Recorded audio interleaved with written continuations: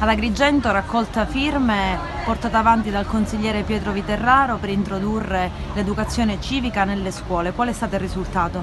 È stato soddisfacente il risultato, anche perché abbiamo aderito a un'iniziativa di ANCI che sostanzialmente propone di introdurre tramite una legge le loro educazione civica come materia curriculare nelle scuole elementari e medie, e devo dire che la città di Agrigento ha risposto positivamente. Nel giro di 3 ore abbiamo ricevuto circa 500 firme, quindi è stato un vero successo. Nella sostanza il messaggio che vogliamo lanciare è questo: agrigentini si nasce, buoni cittadini si diventa con la formazione, per cui spiegare la Costituzione, spiegare come si tutela l'ambiente, indicare quali sono le regole generali del vivere civile, devono essere spiegate alle nuove generazioni, alle prossime generazioni, ai nostri piccoli, perché così possano diventare cittadini migliori come lo siamo noi adesso. Che differenza ci sarebbe tra le ore di educazione civica che adesso ci sono nelle scuole e invece avere un'educazione civica fatta ad hoc?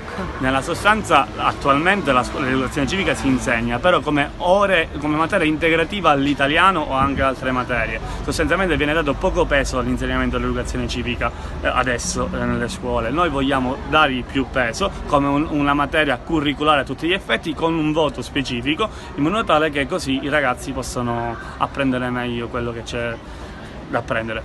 Qual è stato l'approccio della città?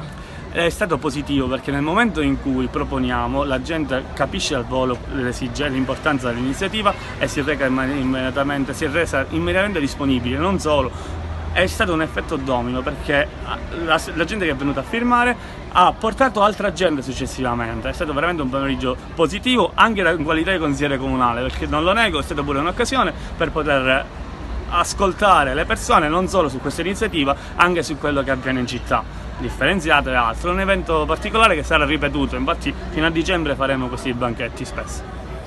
Qual è l'obiettivo? Quante firme devono essere raggiunte? Allora, a livello nazionale dobbiamo raggiungere 50.000 firme.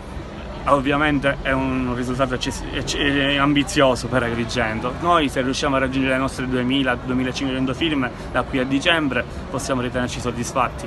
Devo essere sincero, l'obiettivo lo supereremo alla grande, perché consideriamo che oggi pomeriggio abbiamo raccolto 400 velocemente, quindi se continuiamo in questa direzione superiamo anche il tetto delle 2.500 firme. C'è già una data per il prossimo appuntamento? No, ancora no, è stato il primo appuntamento, ora lo stabiliamo, probabilmente non lo faremo solo in via Atenea, lo faremo pure al Viale, ci sposteremo a San Leone, anche nei centri di aggregazione, penso al centro commerciale. Comunque ora studiamo bene un piano in modo tale che anche possiamo coinvolgere pure volontari, che sono loro stessi dare un contributo attivo.